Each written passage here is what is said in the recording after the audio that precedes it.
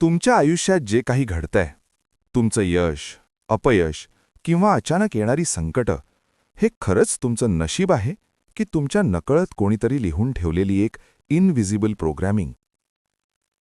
1923 पासून जे ज्ञान जगापासून लपवून ठेवलं गेलं, ज्याला निषिद्ध मानलं गेलं, ते नेमकं काय होतं? प्रस्थापित व्यवस्था असं का म्हणते की सामान्य माणसाला हे ज्ञान मिळालं तर भीतीवर चालणारं हे जग टिकणार नाही? कारण ज्या दिवशी तुम्ही स्वतःच्या मनाला समजू लागता, त्या दिवशी तुम्हाला मॅनिप्युलेट करणं अशक्य होतं. नमस्कार, मी नवल शिंदे आणि स्वागत आहे नवल शिंदे ओम श्रीम ऑरा अँड ॲस्ट्रो वास्तू या आपल्या चॅनलवर.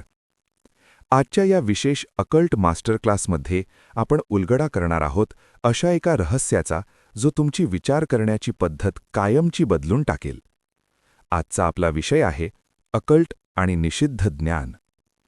तयार रहा, कारण हे फक्त ज्ञान नाही तर तुमच्या अंतर्मनाचा आरसा आहे. हॅलो. आणि आजच्या या सखोल चर्चेत अगदी उत्साहाने स्वागत आहे. धन्यवाद. आजची चर्चा खूपच रंजक होणार आहे असं मला वाटतंय. हो, नक्कीच. कारण आजचा आपला विषय असा आहे, जो वरवर पाहता खूप रहस्यमय वाटतो, पण प्रत्यक्षात तो आपल्या रोजच्या म्हणजे अगदी दररोजच्या जगण्याशी खूप घट्ट जोडलेला आहे. अगदी बरोबर. आणि आज आपण जे स्रोत वापरणार आहोत ते 1923 सालच्या ओकल्ट अँड फॉरबिडन नॉलेज या अत्यंत दुर्मिळ अशा विश्लेषणावर आधारित आहेत. होय. आणि आजचं आपलं मिशन अगदी स्पष्ट आहे.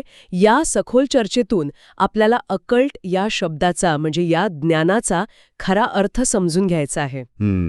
आणि मानवी मनाचे 3 स्तर कसे काम करतात हेही पाहिजे. बरोबर. आणि सगळ्यात महत्त्वाचं म्हणजे आपल्या नकळत आपल्या सबकॉन्शियस मनाची म्हणजे आपल्या अचेतन मनाची कशी प्रोग्रॅमिंग केली जाते हे आपल्याला उलगडून बघायचं आहे. नक्कीच. हा माइंड प्रोग्रॅमिंगचा भाग खूपच थक्क करणार आहे. ठीक आहे, आपण हे जरा उलगडून बघूया. कारण जेव्हा अकल्ट हा शब्द आपल्या कानावर पडतो ना, तेव्हा साहजिकच जादूटोणा किंवा काळी जादू, अंधश्रद्धा असं काहीतरी गूढ डोळ्यांसमोर येतं. अगदी तेच, काहीतरी भयंकर असं वाटतं. पण आपण जे स्रोत अभ्यासले आहेत त्यानुसार या शब्दाचं मूळ सत्य पूर्णपणे वेगळं आहे ना? हो, पूर्णपणे वेगळं आहे. या शब्दाभोवती जे गैरसमजांचं जाळं आहे ना, ते आधी बाजूला करणं खूप गरजेचं आहे. शांतपणे पाहिलं तर अकल्ट या शब्दाचं मूळ लॅटिन अर्थ भयंकर किंवा वाईट असा अजिबात होत नाही. मग त्याचा नेमका अर्थ काय होतो? त्याचा साधा अर्थ आहे लपलेलं किंवा ज्याला आपण हिडन म्हणतो असं ज्ञान.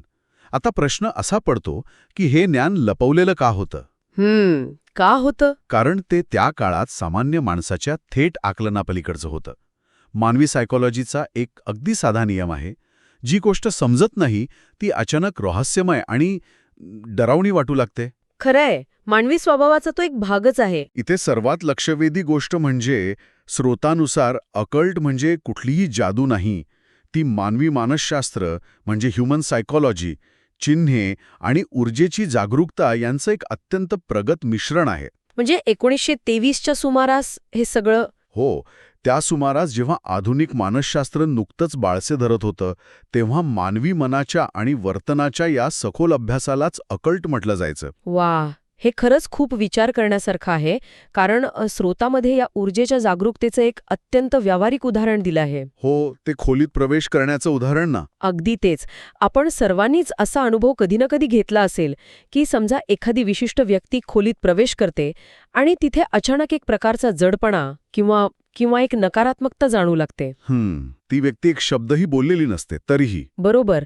आणि याउलट दुसऱ्या एखाद्या व्यक्तीच्या येण्याने तोच तणाव लगेच निवळतो, वातावरण एकदम हलकं आणि सकारात्मक होतं. पूर्वीच्या काळी लोक याला त्या व्यक्तीची जादुई आभा मानायचे. हो, किंवा काहीतरी गूढ शक्ती आहे असं समजायचे. पण हे कसं काम करतं याचं जर आपण विश्लेषण केलं तर लक्षात येतं की हे त्या व्यक्तीच्या मानसिक स्थितीचं म्हणजे तिच्या इनर स्टेटचं प्रकटीकरण असतं. म्हणजे ती व्यक्ती आतून कशी आहे हे बाहेर जाणवतं. अगदी तसंच. जो माणूस आतून रागीट, अस्वस्थ किंवा भीतीच्या छायेत असतो, तो नकळत तशीच ऊर्जा बाहेर टाकत असतो, ज्याला आपण एनर्जी प्रोजेक्शन म्हणतो. आणि ही ऊर्जा म्हणजे कोणतीही रहस्यमयी शक्ती नाही, बरोबर? नक्कीच नाही. ही ऊर्जा म्हणजे त्या व्यक्तीचे मायक्रो एक्सप्रेशन्स, तिच्या चेहऱ्यावरील सूक्ष्म हावभाव, शरीराची ठेवण, चालण्याची पद्धत आणि अगदी श्वास घेण्याची गतीसुद्धा. म्हणजे आजूबाजूच्या लोकांचं सबकॉन्शियस मन हे सगळे सूक्ष्म बदल एका सेकंदाच्या आत टिपतं आणि त्यानुसार सिग्नल देतं. बरोबर. इथे काहीतरी गडबड आहे असा तो सिग्नल असतो. जो माणूस आतून शांत असतो त्याची देहबोली इतरांनाही शांत करते. पण 1923च्या काळात विज्ञानाला या सर्व सूक्ष्म गोष्टी मोजता येत नव्हत्या. आणि त्यामुळेच या गोष्टींना थेट अंधश्रद्धा किंवा निषिद्ध मानलं गेलं. अगदी याच गैरसमजामुळे या ज्ञानाला फॉर्बिडन मानलं गेलं. आणि इथेच ही गोष्ट खऱ्या अर्थाने रंजक बनते. कारण जर आपलं मन आणि आपली देहबोली सभोवतालचं वास्तव इतक्या प्रभावीपणे बदलू शकते, तर मग या मनावर नियंत्रण नेमकं असतं कोणाचं? हा खूप महत्वाचा मुद्दा आहे. हो ना, कारण जर आपण स्वतः आपल्या मनाला योग्य दिशा दिली नाही, तर बाह्य परिस्थिती आणि हे जग आपल्या मनाला त्यांच्या सोयीनुसार दिशा द्यायला सुरुवात करतं. होय, आणि ही दिशा कशी ठरते हे समजून घेण्यासाठी जुन्या ग्रंथांमधील मनाचे 3 मुख्य स्तर समजावून घेणे आवश्यक आहे. हा भाग अतिशय महत्वाचा आहे बरं का. हो, स्रोतामध्ये हे खूप छान समजावून सांगितलंय. पहिला स्तर कोणता? पहिला स्तर म्हणजे कॉन्शियस माइंड. हा मनाचा तो भाग आहे जो लॉजिक वापरतो, तर्क करतो, प्रश्न विचारतो आणि विश्लेषण करतो. म्हणजे सध्या आपण जे काही ऐकत आहोत आणि त्यावर विचार करत आहोत, ते या कॉन्शियस मनाचं काम आहे. अगदी बरोबर. हा एक प्रकारचा रखवालदार आहे किंवा गेटकीपर आहे. आणि दुसरा स्तर म्हणजे सबकॉन्शियस माइंड. ज्याला आपण अचेतन मन म्हणतो. हो, हा स्तर कोणतेही प्रश्न न विचारता माहिती साठवून ठेवतो. जे वारंवार ऐकलं जातं ते हे मन सत्य मानून चालतं. या मनाला योग्य आणि अयोग्य यातील फरक अजिबात करता येत नाही. म्हणजे ते एका स्पंजसारखं काम करतं. अगदी. आणि तिसरा, सर्वात खोल स्तर म्हणजे डीप इन्स्टिंक्ट माइंड. हा स्तर माणसाच्या केवळ जगण्याशी म्हणजे सर्व्हायव्हलशी, सुरक्षिततेशी आणि मूलभूत भीतीशी जोडलेला आहे. म्हणजे बहुतांश लोक कॉन्शियस माइंडने नाही, तर या प्रोग्राम झालेल्या सबकॉन्शियस मनाच्या आधारेच आपले निर्णय घेत असतात. नक्कीच. पण जर हा सबकॉन्शियस स्तर केवळ माहिती साठवतो आणि प्रश्न विचारत नाही, तर लहानपणी जेव्हा आपलं कॉन्शियस मन म्हणजे तो रखवालदार पूर्णपणे विकसित झालेला नसतो, तेव्हा काय होतं? हां, अत्यंत अचूक प्रश्न विचारलात. आणि स्रोतामध्ये यावर खूप चांगला प्रकाश टाकला आहे. लहानपणी रखवालदार नसताना जे काही आत जातं तीच माणसाची इनव्हिजिबल प्रोग्रामिंग बनते. अदृश्य प्रोग्रामिंग. उदाहरणाने सांगायचं झालं तर समजा एखाद्या लहान मुलाला त्याच्या आजूबाजूच्या लोकांनी वारंवार सांगितलं की तू कमकुवत आहेस किंवा तुझ्याकडून हे कधीच होणार नाही. बापरे, हे तर खूप कॉमन आहे. हो ना. आता लहान असल्यामुळे त्याचं कॉन्शियस मन याचा विरोध करू शकत नाही. परिणामी सबकॉन्शियस मन ती माहिती अंतिम सत्य म्हणून आत साठवून ठेवतं. आणि मग तो मुलगा मोठा झाल्यावर तो कदाचित शारीरिकदृष्ट्या सुदृढ बनेल, खूप मेहनती बनेल, पण मानसिकदृष्ट्या तो कधीच स्वतंत्र होऊ शकणार नाही. अगदी बरोबर. तो खऱ्या अर्थाने मेंटली फ्री होऊ शकणार नाही. कारण त्याच्या आत कुठेतरी ती कमकुवत असल्याची भावना घट्ट रुतून बसलेली असते. तो रिस्क घ्यायला कायम घाबरेल. ही अदृश्य प्रोग्रॅमिंग खरंच खूप खोलवर परिणाम करणारी असू शकते. कारण शब्द, त्यांची वारंवार होणारी पुनरावृत्ती आणि आजूबाजूचं वातावरण हे सबकॉन्शियस मनासाठी थेट सूचना म्हणून काम करतं. हो, आणि ज्या गोष्टी तीव्र भावनांशी जोडून सांगितल्या जातात त्या अधिक खोलवर रुजतात. पण स्रोतामध्ये पुढे वाचताना लक्षात येतं की शब्दांपेक्षाही अधिक शक्तिशाली आणखी एक गोष्ट आहे, आणि ती म्हणजे चिन्हे किंवा सिम्बॉल्स. हो, सिम्बॉलिझमचा हा भाग खूपच थक्क करणारा आहे. खरंच, म्हणजे बघा ना, लाल रंग पाहताच अचानक धोक्याची जाणीव होते किंवा पांढरा रंग पाहताच मनात शांतता येते. यासाठी आपण कोणतंही पुस्तक वाचलेलं नसतं, तरीही ती चिन्हे आपला परिणाम साधतात. जर आपण हे मोठ्या संदर्भाशी जोडून पाहिलं तर सिम्बॉलचं खरं मानसशास्त्रीय सामर्थ्य स्पष्ट होतं. ते कसं? चिन्हे इतकी प्रभावी का असतात? कारण ती कॉन्शियस मनाच्या तर्काला म्हणजे त्या लॉजिक करणाऱ्या भागाला पूर्णपणे बायपास करतात. म्हणजे थेट आत पोहोचतात. अगदी. शब्दांचा अर्थ लावण्यासाठी मेंदूला आधी विचार करावा लागतो, भाषेची गरज लागते. पण चिन्हे थेट सबकॉन्शियस मनापर्यंत आणि भावनांपर्यंत पोहोचतात. म्हणूनच जुन्या काळात राजे राजवाडे, चर्च आणि अनेक गुप्त संस्थांनी या चिन्हांचा अत्यंत हुशारीने वापर केला ना. हो, त्यांनी लोकांच्या भावना म्हणजे भीती, आदर, निष्ठा नियंत्रित करण्यासाठी सिम्बॉल्सचा शस्त्रासारखा वापर केला. बरोबर.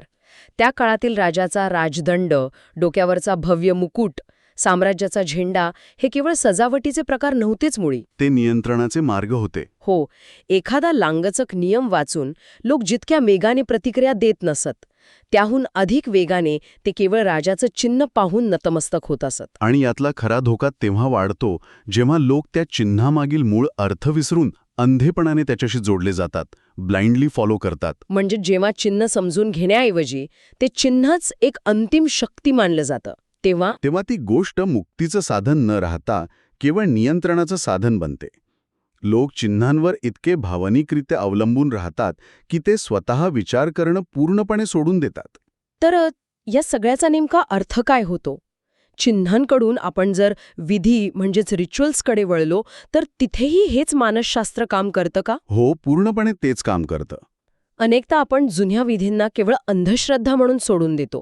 पण रिच्युअल्स म्हणजे खरंच काही जादू असते की त्यामागेही काही शास्त्र आहे? विधी ही कोणतीही अलौकिक शक्ती नसून ती सायकोलॉजी इन ॲक्शन आहे, हे समजणं अत्यंत महत्त्वाचं आहे. म्हणजे कृतीत आणलेलं मानसशास्त्र. अगदी.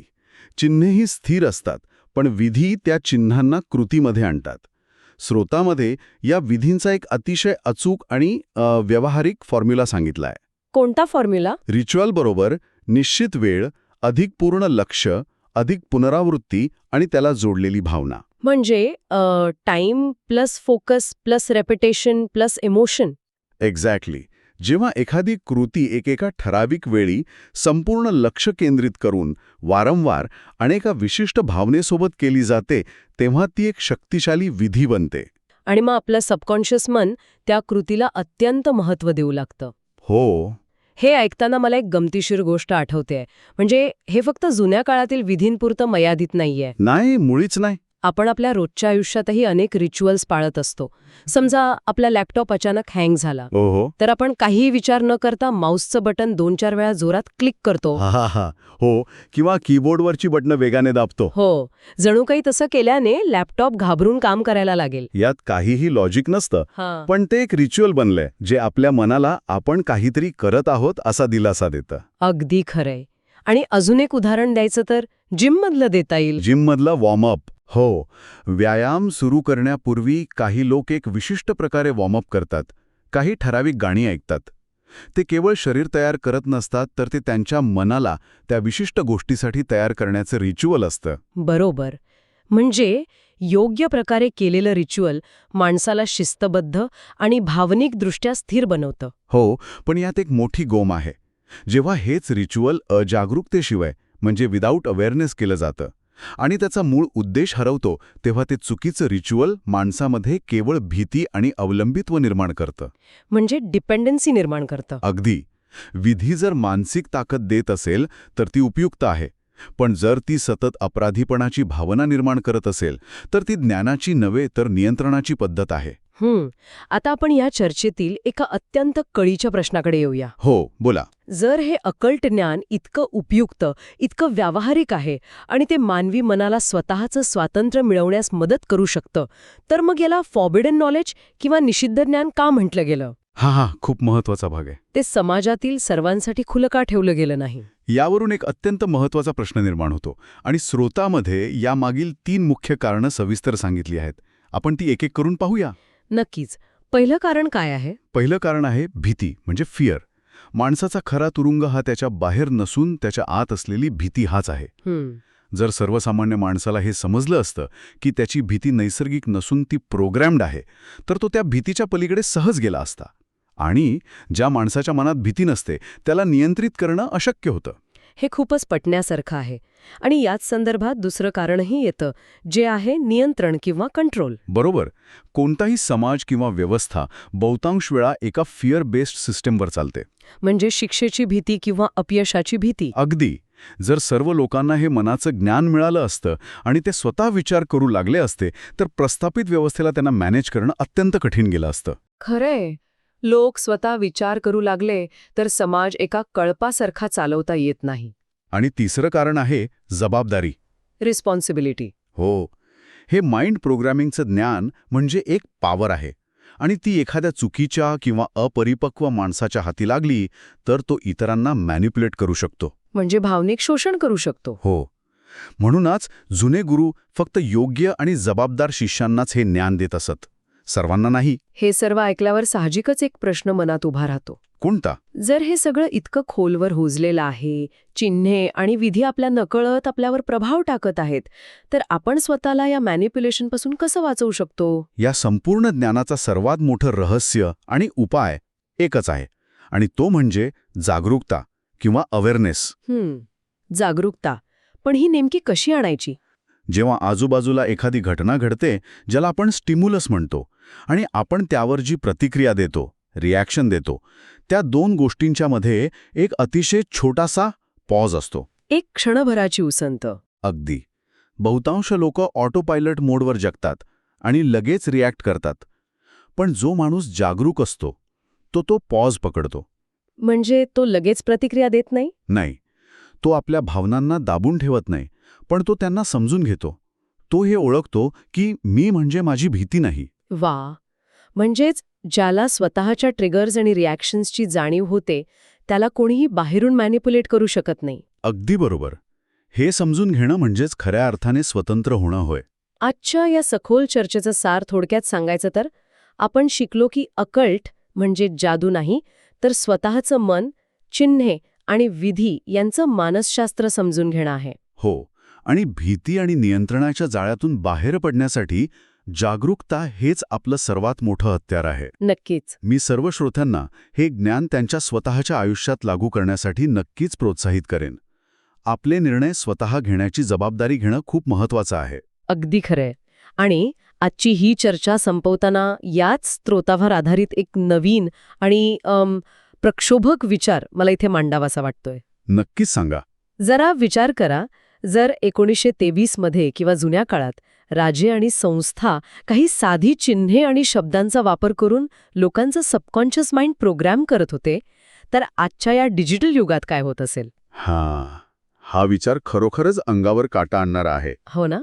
आपल्या फोनवर सतत येणाऱ्या नोटिफिकेशन्स, सोशल मीडियावरील लाईक्सचे ते छोटे लाल सिम्बल्स आणि अदृश्य अल्गोरिदम्स, हे सगळे मिळून आपल्या नकळत आपल्या मनाची कोणती इन्व्हिजिबल प्रोग्रामिंग करत असतील? नक्कीच.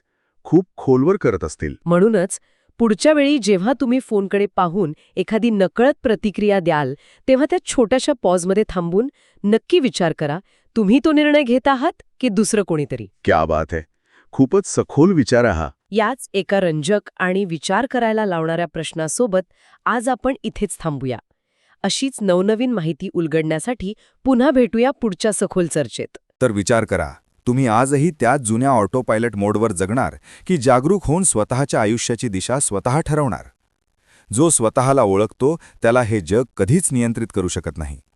जर तुम्हाला आजचा हा भाग अस्वस्थ करत असेल तर समजा की तुमच्या सुप्त मनातील प्रोग्रामिंग आता तुटायला सुरुवात झाली आहे. हा अकल्ट मास्टर क्लास आणि ही माहिती तुम्हाला मौल्यवान वाटली असेल तर आपल्या नवल शिंदे ओम श्रीम ऑरा अँड ॲस्ट्रो वास्तू या चॅनलला आत्ताच सबस्क्राईब करा. यातील कोणती गोष्ट तुम्हाला सर्वात जास्त धक्कादायक वाटली ते कॉमेंटमध्ये नक्की सांगा. आणि हा व्हिडिओ अशा व्यक्तीला शेअर करा ज्याला या निषिद्ध ज्ञानाची खरोखर गरज आहे.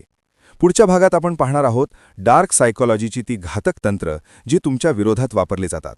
तोपर्यंत जागरूक रहा, सुरक्षित रहा. धन्यवाद.